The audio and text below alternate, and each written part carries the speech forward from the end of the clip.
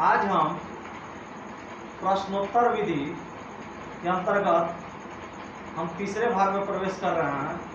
हम ऑलरेडी इससे पहले क्वेश्चनिंग पार्ट 1 दे चुके हैं। क्वेश्चनिंग पार्ट 2 आपको दिया जा चुका है। अब हम क्वेश्चनिंग पार्ट 3 में आ रहे हैं। मेरा यूट्यूब पर वीडियो प्राप्त करने के लिए आप सभी लोगों को आनंद मिश्रा सर का टीचर ट्रेनिंग, जब इतना है आप गूगल पर जाकर के या यूट्यूब पर जाकर आप उसको लिखिएगा आनंद मिश्रा सर का टीचर ट्रेनिंग, तो मेरा वीडियो आपको तुरंत प्राप्त हो जाएगा।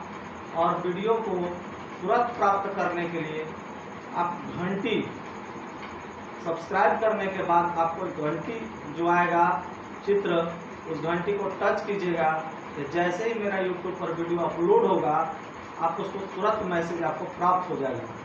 इसलिए आप सभी लोगों को मेरा यूट्यूब पर वीडियो तुरंत प्राप्त करने के लिए सब्सक्राइब कीजिए और उसके बाद टच आइकॉन जो घंटी है, बेल आइकॉन, उसको दबाइए ताकि आपको मेरा वीडियो तुरंत आपको मैसेज के रूप में प्राप्त हो जाए, उसका नोटिफिकेशन आपको प्राप्त हो जाए। तो चलिए हम प्रश्नोत्तर विधि की ओर बढ़ते हैं। और आज हम प्रश्न पूछने में एक टीचर को किन किन सावधानियों का ख्याल रखना चाहिए इसके बारे में बताने जा रहे हैं। तो सबसे पहले तो शिक्षक को हमेशा ही जो प्रश्न किया जाए वह पूरी कक्षा से किया जाना चाहिए, एक लाइन से सिलसिलेवार नहीं। यह गलत सिस्टम है।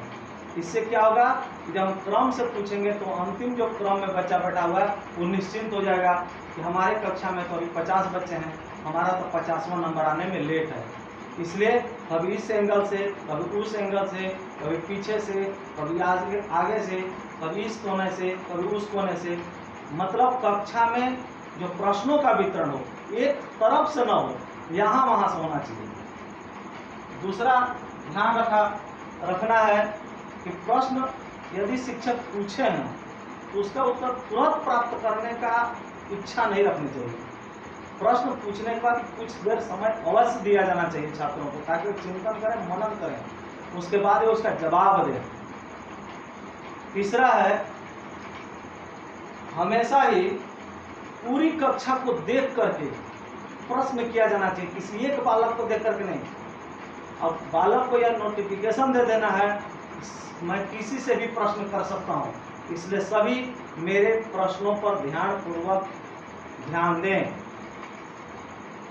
अगला शिक्षक को ध्यान रखना चाहिए कि कभी भी शिक्षक प्रश्न को दोहराए नहीं, शुरू में ही बता दे कि प्रश्न को ध्यानपूर्वक सुनो, मैं प्रश्न को दोहराऊंगा नहीं। अगर कोई दोहराना मांगेगा तो उसे उचित दंड दिया जाएगा, क्योंकि प्रश्न को उसी स्थिति में दोहराया जाना चाहिए जब पूरी कक्षा के कोई बच्चे उसे नहीं ग्रहण कर पाए हों। इसलिए प्रश्न कभी भी शिक्षक द्वारा करने के बाद दोहराना नहीं चाहिए। अगला है जो बच्चे बौद्धिक रूप से कम क्षमतावान है उत्तर देने में, असमर्थ हैं, उनको बार बार उत्तर देने के लिए बाध्य नहीं किया जाना चाहिए। उनसे बार बार प्रश्न भी नहीं पूछा जाना चाहिए, यह एक गलत कदम है। इसलिए कम बौद्धिक क्षमता वाले छात्रों को तंग नहीं किया जाना चाहिए शिक्षक द्वारा। नेक्स्ट है प्रश्न शीघ्रता पूर्वक न पूछा जाए, सरल हो, स्पष्ट हो, व्याकरण सम्मत हो, इस प्रकार से एक उचित लय गति के साथ ही प्रश्न पूछा जाना चाहिए। और अगला है प्रश्न जब भी पूछा जाए वह सहानुभूति पूर्वक हो, नम्रता पूर्वक हो, न कि कक्षा के बच्चों को भय पैदा करके उन्हें डांट डपट करके प्रश्न नहीं पूछे जाने चाहिए। नेक्स्ट है प्रश्न के रूपों और शब्दों में रूपांतरण करना चाहिए। अगर एक बच्चे को नहीं समझ में आया तो दूसरे बच्चे से अगर प्रश्न करा तो उसके रूप में बदल दीजिए, शब्द में परिवर्तन कर दीजिए। नेक्स्ट पॉइंट है यदि जिस छात्र को हम देख रहे हैं कि हमारे कक्षा पर शिक्षक की गतिविधि पर ध्यान नहीं दे रहा है, जो लापरवाही कर रहा है कक्षा में, उसी छात्र से प्रश्न पूछा जाना चाहिए, अवश्य पूछा जाना चाहिए। नेक्स्ट है जो कक्षा में पीछे बैठे रहते हैं छात्र, उनसे विशेष ध्यान रखना चाहिए और उनसे अधिक प्रश्न किया जाना चाहिए। नेक्स्ट पॉइंट है, प्रश्न जब भी शिक्षक द्वारा किया जाए, एक प्रश्न में एक ही प्रश्न सूचक शब्द हो। अगर कब है तो केवल उसमें कब शामिल हो, नहीं कि प्रश्न करा तो उसमें कब भी लगा दिए, क्यों भी लगा दिए, कहाँ भी लगा दिए। जैसे महात्मा गांधी का जन्म कहाँ हुआ, कब हुआ, उन्होंने क्या क्या किया, इस प्रकार से प्रश्न नहीं करने चाहिए। एक ही प्रश्न सूचक शब्द का इस्तेमाल किया जाना चाहिए। हमेशा ही जो प्रश्न किया जाना चाहिए वह पूर्ण वाक्य में होना चाहिए, अधूरे वाक्य में नहीं। जैसे अगर प्रश्न किया जा रहा है कि भारत के प्रधानमंत्री कौन है, अगर पूर्ण वाक्य में इस प्रकार प्रश्न शिक्षक करेगा तो निश्चित रूप से एक निश्चित उत्तर हमें प्राप्त होगा कि भारत के प्रधानमंत्री श्री नरेंद्र दामोदर दास मोदी हैं। लेकिन अगर शिक्षक ही अधूरे प्रश्न करेगा, अधूरे वाक्य में प्रश्न करेगा, तो उसका उत्तर कुछ भी हो सकता है। जैसे प्रधानमंत्री कौन है, तो दुनिया में बहुत सा ऐसा देश है जहाँ प्रधानमंत्री का कुर्सी है, तो बालक को जरूरी है कि भारत का ही प्रधानमंत्री बोलेगा, वो ऑस्ट्रेलिया के भी प्रधानमंत्री का नाम बता सकता है। इस प्रकार से जो भी प्रश्न पूर्ण वाक्य में होने चाहिए। जैसे झारखंड के मुख्यमंत्री कौन है, तो निश्चित बच्चा झारखंड का ही मुख्यमंत्री बताएगा। लेकिन जब शिक्षक प्रश्न करे कि मुख्यमंत्री कौन है जी, तो मतलब क्या, उत्तर प्रदेश में भी तो मुख्यमंत्री है, मध्य प्रदेश में भी तो मुख्यमंत्री का पद है, तमिलनाडु में भी तो मुख्यमंत्री का पद है, कहीं के भी मुख्यमंत्री का नाम बता सकता है। इसलिए शिक्षक द्वारा जो प्रश्न हो वह पूर्ण वाक्य में किया जाना चाहिए। अगला पॉइंट है, कभी भी इशारों से प्रश्न नहीं करना है। इशारों से नहीं, भगवान वाणी दिए हैं, शब्द दिए हैं, हमारे अंदर भाषा की क्षमता है, इसलिए हमको प्रश्न इशारों से नहीं करना है और न इशारों से उत्तर स्वीकार करना है।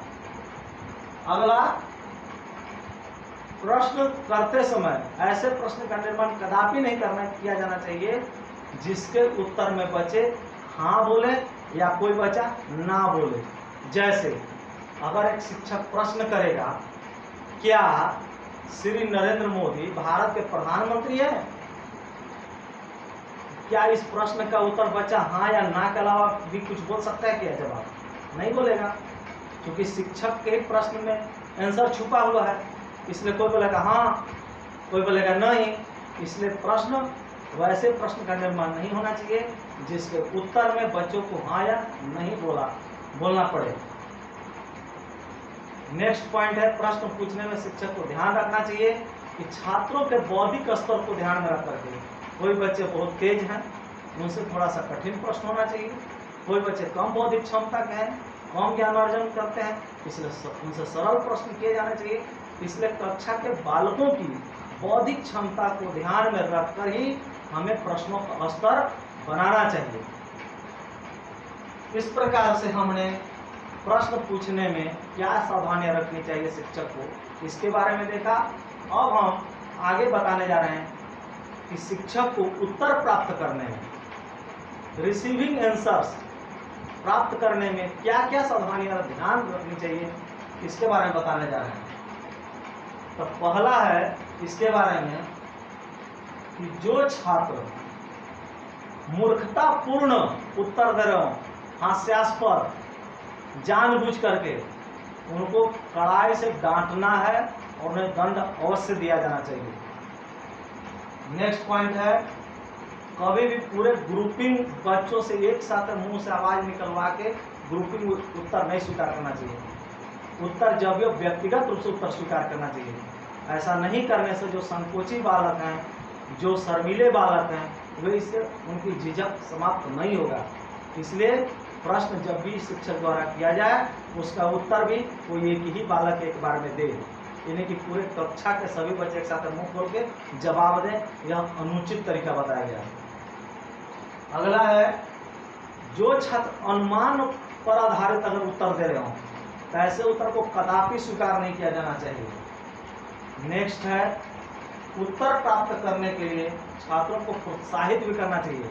नहीं ठीक है, प्रयास करो, अच्छा है, दो, इस प्रकार प्रोत्साहित करना चाहिए। नेक्स्ट पॉइंट है, गलत उत्तर देने वाले छात्र को तब तक नहीं बैठाना चाहिए जब तक उस प्रश्न का उत्तर कोई छात्र सही तरीका से न दे, और जो छात्र सही तरीका से दिया है उसी सही उत्तर को गलत उत्तर देने वाले छात्र से सही उत्तर प्राप्त करके उसे बैठाना चाहिए। बिना सही उत्तर प्राप्त किए गलत उत्तर देने वाले छात्र को कदापि नहीं बैठाना चाहिए। नेक्स्ट पॉइंट है, जो बच्चे बार बार इसे हाथ उछाल रहे हो, हम देंगे जवाब, हम देंगे जवाब, उनको अवश्य कड़ाई से डांटना चाहिए और उन्हें बोलना चाहिए कंधे के बराबर उठाओ, इस कंधे के बराबर। ऐसे से उछालना नहीं है, यह गलत तरीका है। इस प्रकार डांटना है और बोलना है कि शांतिपूर्वक कंधे के बराबर उठा करके हाथ को रखो। नेक्स्ट पॉइंट है, कभी भी शिक्षक द्वारा उत्तर देने में सहायता नहीं करना चाहिए, क्योंकि पाठ को शिक्षक अच्छी तरह शिक्षण कर चुका है, बता चुका है, इसलिए उत्तर देने में किसी प्रकार का मदद नहीं होना चाहिए। नेक्स्ट पॉइंट है, इशारों से न प्रश्न पूछे जाने चाहिए और न स्वीकार ही करना चाहिए, न उत्तर ही स्वीकार करना चाहिए। उत्तर ध्यान रखने में भी ध्यान रखना है, उत्तर कभी भी इशारों में प्राप्त नहीं करना है। अगला है, छात्रों द्वारा प्राप्त उत्तर को शिक्षक को नहीं दोहराना चाहिए। जो उत्तर छात्र दे दिए उसको शिक्षक द्वारा दोहराया नहीं जाना चाहिए। अगला है, छात्रों के बिना पूछे उत्तर नहीं देना चाहिए। जब छात्र कठिनाई महसूस कर रहे हो तो कठिनाई को अपना में शंका को प्रश्न के रूप आपके सामने रखें, तभी आप उत्तर दीजिए। नहीं तो जो आप प्रश्न किए हैं उसका उत्तर तब तक मत दीजिए जब तक उसके उत्तर को छात्र नहीं जानना चाहे। अगला पॉइंट है, अशुद्ध उत्तर जो छात्र दिया है उसको शुद्ध करके स्वीकार करना चाहिए। नेक्स्ट पॉइंट है, छात्रों द्वारा अगर अशुद्ध उत्तर दिया गया है तो उसका कारण भी स्पष्ट कर देना चाहिए कि क्यों यह अशुद्ध उत्तर है। छात्र अगर अशुद्ध उत्तर दे भी दिया तो शिक्षक का यह फर्ज बनता है कि बतावे कि अशुद्ध तुम्हारा उत्तर क्यों है, क्या इसका शुद्ध उत्तर होगा। अगला पॉइंट है, वैसे छात्रों की प्रशंसा करनी चाहिए जो ठीक उत्तर देते हैं। नेक्स्ट पॉइंट है, गलत उत्तर अगर दे भी दिया है छात्र तो उसको डांटना नहीं चाहिए, तिरस्कार नहीं करना चाहिए, उसको प्रोत्साहित करना चाहिए कि बढ़िया से पढ़ो और पढ़ करके और उसको सही उत्तर देने का प्रयास करो, यानी कि हतोत्साहित नहीं करना चाहिए, डांट करके। अगला है, हमेशा जो भी उत्तर हो भाषा की दृष्टि से शुद्ध हो और व्याकरण की दृष्टि से भी शुद्ध उत्तर को ही स्वीकार करना है। नेक्स्ट पॉइंट है, अशुद्ध उत्तर जो छात्र दे रहा है उससे शुद्ध उत्तर लेने का प्रयास शिक्षक को करना चाहिए। तो इस प्रकार से हमने उत्तर प्राप्त करने में शिक्षक को क्या ध्यान रखना चाहिए इसके बारे में बताया और इस प्रकार से हमारा प्रश्नोत्तर विधि समाप्त हुआ। धन्यवाद।